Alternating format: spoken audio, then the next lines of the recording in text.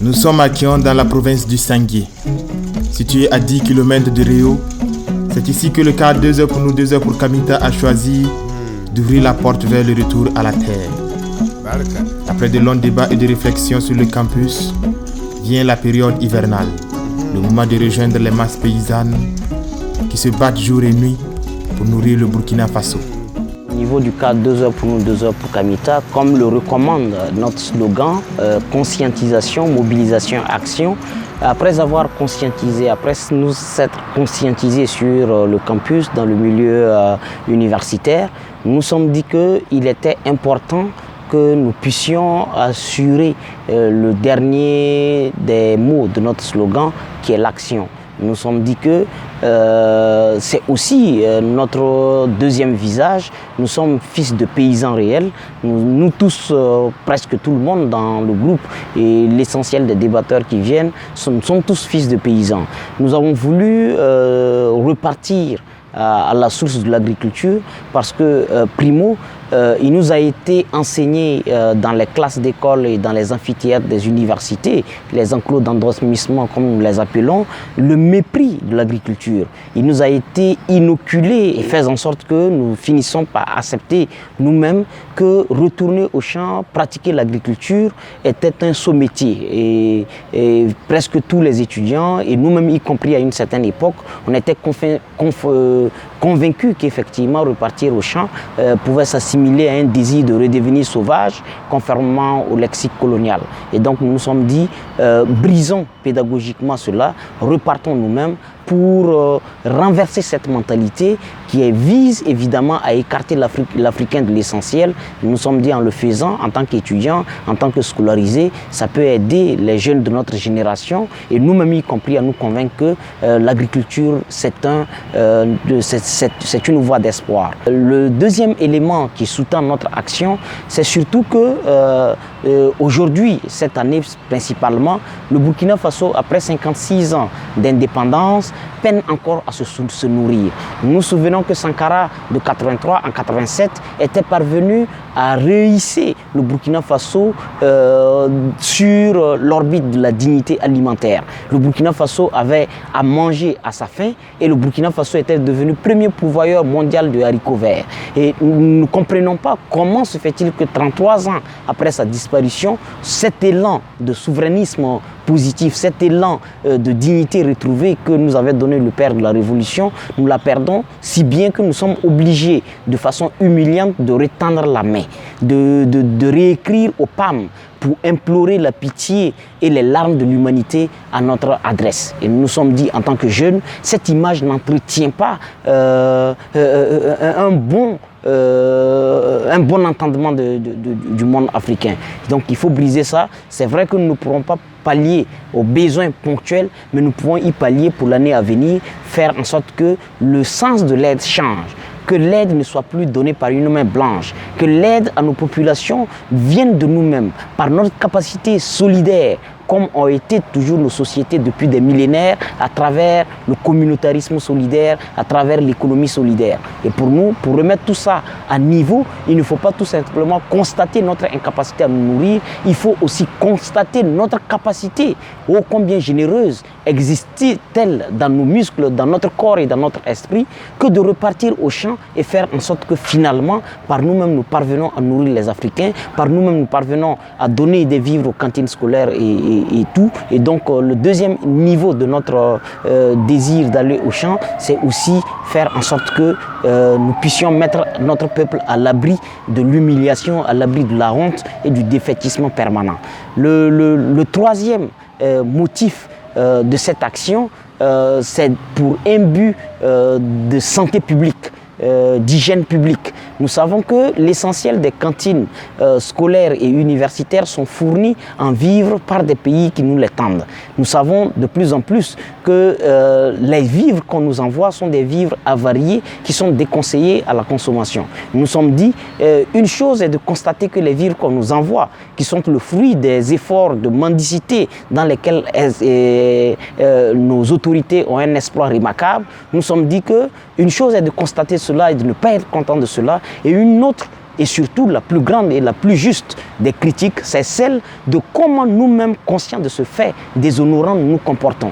Nous sommes dit, en partant, en plantant du petit mil, en faisant du mil, du sorgho blanc, en faisant aussi du haricot, en faisant des arachides, nous parvenons, nous, par nous-mêmes, à résoudre ce problème. Et de façon symbolique, nous voulons aussi, avec ces récoltes, pouvoir nous-mêmes prendre en charge ne serait-ce qu'une cantine scolaire pour ne serait-ce que sauver une génération d'enfants en attendant de parvenir avec les actions structurelles à venir que nous entreprendrons et aussi l'appel à solidarité que nous lançons à travers cette interview, qu'effectivement nous puissions faire en sorte que nous ayons les espaces agricoles idoines, les moyens de production efficaces pour venir à bout de cela. Une expérience qui n'est pas à sa première. Vu la nécessité d'avoir de nouvelles approches de sensibilisation vers les masses, le cas 2 heures pour nous, 2 heures pour Kamita a choisi cette voie depuis l'année dernière. L'expérience a commencé en 2016 parce qu'à un moment donné, je dis très bien que comme le souhaite notre slogan conscientisation, mobilisation, action, nous nous sommes dit que comment on approche les populations paysannes? Est-ce que le discours que nous tenons entre nous universitaires, entre nous jeunesse de ville, est-ce que ce discours-là, on peut le tenir dans le même module dans un village? Est-ce que c'est censé d'aller parler à des gens qui ne comprennent pas le français du panafricanisme et leur dire le panafricanisme c'est tel courant? Est-ce qu'il n'y a pas une manière de parler du panafricanisme qui puisse les questionner?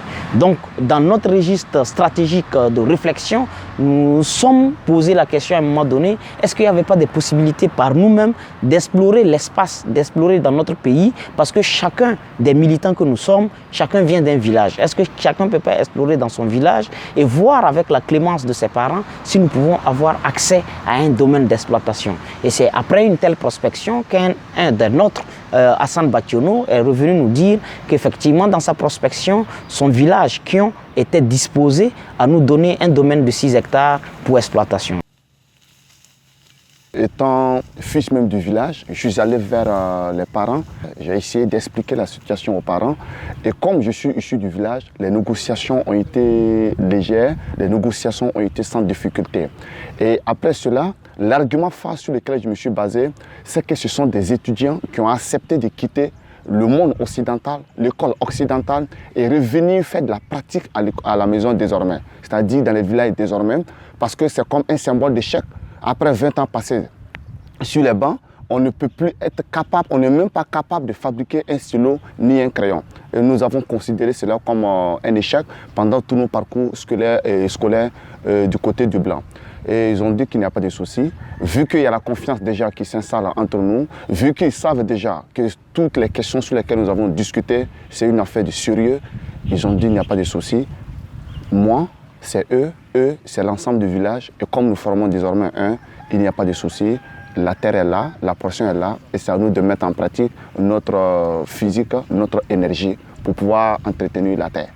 Et donc immédiatement, en 2016, les vacances passées et donc la saison agricole passée, nous avons tenté une expérience, mais cette expérience n'a pas été à la hauteur de nos attentes parce que cette expérience, avec la pluviométrie dégradée qu'il y a eu, nous n'avons presque pas eu grande chose. Nous avons plutôt récolté un maximum d'arguments pour nous convaincre de ne plus continuer.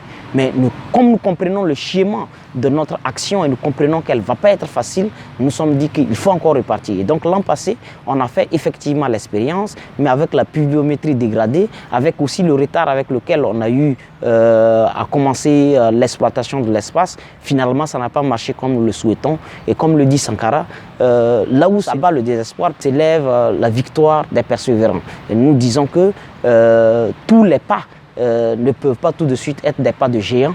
Et même les géants ont toujours eu de petits pas avant qu'ils ne soient géants. Et nous sommes dans cette démarche. Et nous revenons il y a à peine 2 semaines de notre champ que nous avons sarclé. Et c'est avec beaucoup d'enthousiasme et beaucoup de regards reluisants que nous sommes revenus à Ouagadougou après avoir sarclé la totalité de notre champ.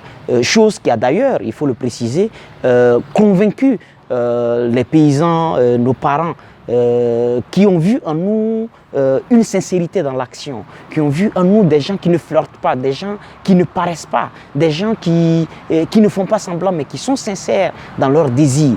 Et ils nous ont promis de doubler la superficie l'an prochain. Et je pense que c'est un acte qui vient conforter le fait que nous sommes des jeunes sérieux et qui vient conforter aussi le sentiment que nous faisons honneur à leur égard, sinon ils n'augmenteront pas la superficie. Une approche inédite qui brise les barrières entre ceux qui se considèrent comme produits purs de l'école occidentale et les parents restés dans les villages. L'approche, elle a été très simple et en plus, nous sommes partis non plus dans le sentiment de supériorité tel que nous l'inculte l'école occidentale que nous avons héritée de la colonisation, qui apprend aux scolarisés de la ville qu'effectivement il est supérieur aux paysans des villages.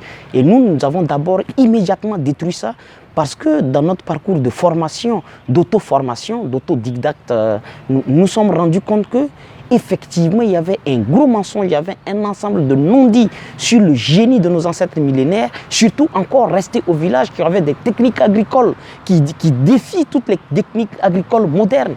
Ils ont une intelligence d'appréciation des saisons qu'aucun météorologue n'est arrivé à prévoir. Nous avons finalement découvert par nous-mêmes, avant de faire cette approche, qu'effectivement, nous avons obligation de respect et de considération de nos parents parce qu'ils sont un condensé d'intelligence incommensurable. Et donc, ça a été un grand atout pour nous pour pouvoir les approcher. Parce que si on les approchait avec le dessin qu'on était des scolarisés, donc qui savent tout, c'est clair qu'ils allaient être réticents. Mais on est rentré dans leur registre. On est revenu en tant que des enfants qui ont besoin d'apprendre, des enfants qui ont besoin de s'améliorer. Nous ne sommes pas repartis avec le regard occidental de maîtres qui viennent civiliser des sauvages, comme les Blancs l'ont fait à une époque. Nous ne partons pas en tant que maîtres noirs qui repartent civiliser leurs parents noirs. Donc nous sommes partis dans leur paradigme, nous sommes considérés comme étant des naïfs, comme étant des gens qui ne savent pas et qui désirent savoir mieux pour s'améliorer. Et avec ça, ils nous ont révélé assez de choses. Ils nous ont montré des choses mais incroyables. Et quand tu regardes comment fonctionne la cosmogonie de nos anciens, quand tu regardes comment les rapports sociaux se font, tu comprends que nous avons la plus riche des humanités qui existent. Et donc quand nous partons, c'est pour nous régénérer. Nous régénérer au plan physique, au plan du corps matériel. Mais c'est aussi régénérer nos âmes qui ont été souillées par l'école occidentale. Nos âmes qui ont été aliénées, qui ont été oxydées. Oxydées dans le sens de les rouiller. Nos âmes ont été rouillées.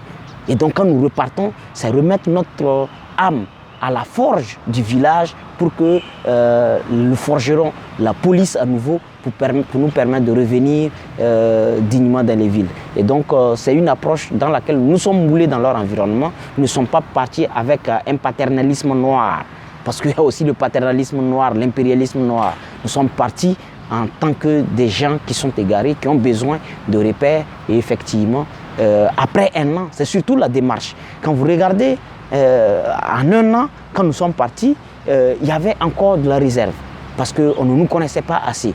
Et parce que pendant longtemps, la jeunesse post-esclavagiste, post-colonialisme, c'est une jeunesse qui a été tellement mal occidentalisée, qui a toujours eu du mépris pour les anciens, qui a toujours eu du mépris pour les structures endogènes africaines. Mais là, quand nous sommes arrivés, ils ont vu qu'on ne leur demande pas des spaghettis. Ils ont vu qu'on ne leur demande pas du riz. On ne vient pas avec les caprices mondains, les caprices occidentaux dégradants. Ils ont vu des gens qui viennent et qui exigent même à manger le taux qu'ils mangent tous les jours, à manger même dans les plats qu'on appelait de la poterie. Et en voyant tout ça, manger les mêmes choses qu'eux, ils ont vu des gens hyper simples qui se sont tout de suite noyés dans leur environnement. Et donc ça a vraiment sérieusement facilité notre intégration et surtout plus notre adoption. Parce qu'on a eu le grand mérite, le très grand privilège, ce qui n'est pas donné à n'importe qui en Afrique, d'avoir accès à la case des ancêtres du village. Ça, on ne donne pas ça à n'importe quel venu-pied.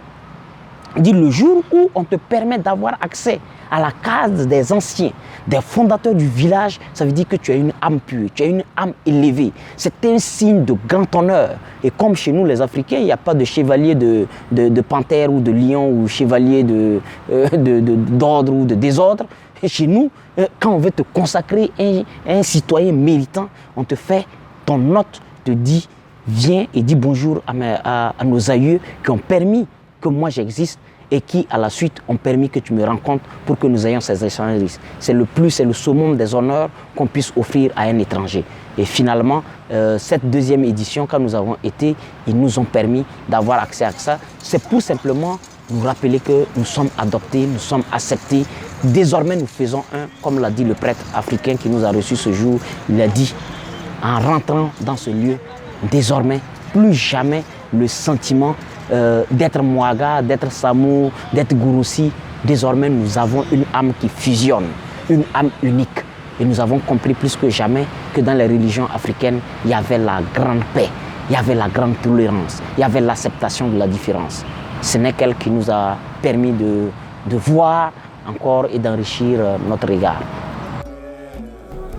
Un regard enrichi, mais aussi un message sans précédent à la nouvelle génération, aux intellectuels et même aux politiques.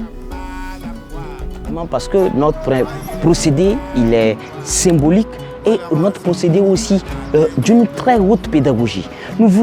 Parce que nous sommes épuisés, nous n'arrivons pas à comprendre qu'il y ait eu une élite comme celle-là. Il y a eu même des gens qui ont eu la prétention de gouverner ce pays et qui n'ont jamais pu comprendre que la réalité transformatrice de nos populations ne réside pas dans les slogans vides.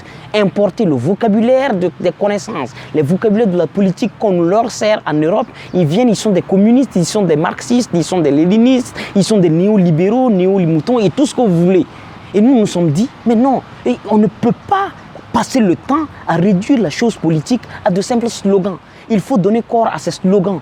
Quand vous dites que vous êtes communiste, quel est l'ensemble d'actes que vous posez sur le terrain et qui traduisent effectivement que vous ne trahissez pas cette philosophie et ainsi de suite. Et nous nous sommes rendus compte que tous les partis politiques, il y avait des partis de verts qui n'ont aucun arbre et qui n'ont jamais même eu l'initiative de planter même un simple arbuste qui allait mourir 3 semaines après. Nous avons eu toute une fanfaronnade d'hommes et de femmes qui ont réduit la politique suffisamment. Nous avons des gens dont sur le logo des partis desquels il est inscrit un tracteur, épi de mil, épi d'arachide et tout ça. Et finalement, ils n'ont jamais pensé eux-mêmes se faire leur propre expérience de l'agriculture pour savoir si effectivement il faut encore maintenir le râteau sur le logo ou s'il faut enlever le râteau et puis mettre autre chose. Donc finalement, il y a une déconnexion entre la théorie du développement et la pratique du développement.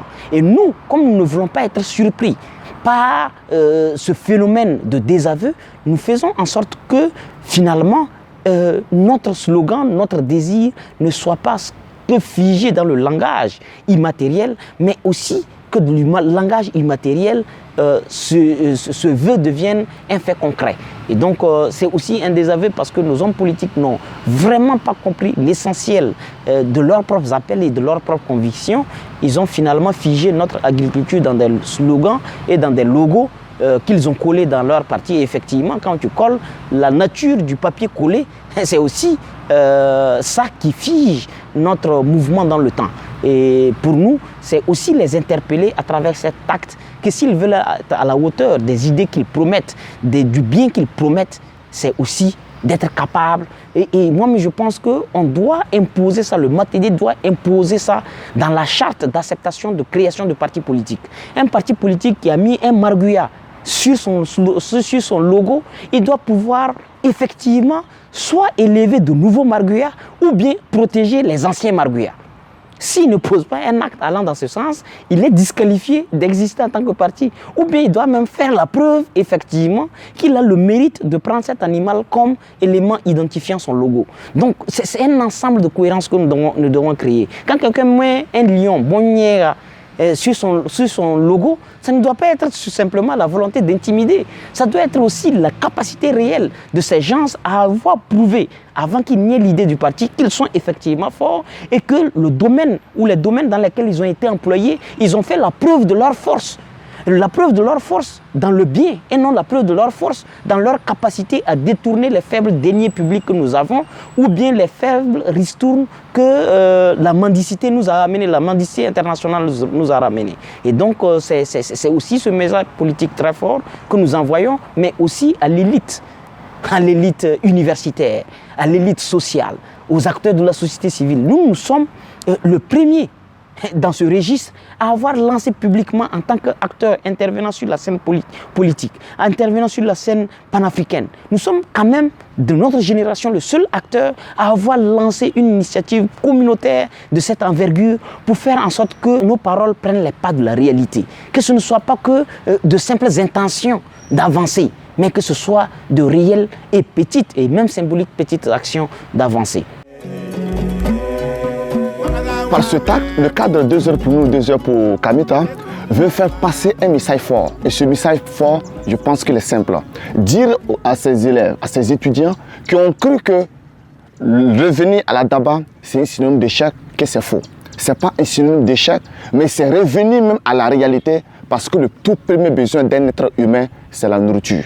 Ça, c'est le tout premier message. Deuxième message, les connaissances que nous avons acquises à l'école, que ce soit en SVT un peu partout, que nous puissions répartir auprès de nos parents et essayer de donner ces échantillons de connaissances. Et le cas 2 heures pour nous, 2 heures pour Kamita ici, profite aussi dans les villages pour faire passer des messages de changement d'idées. Que les parents qui sont dans les villages sachent que ce n'est pas parce qu'ils ont échoué qu'ils sont restés dans les villages. C'est là-bas l'Afrique profonde se trouve.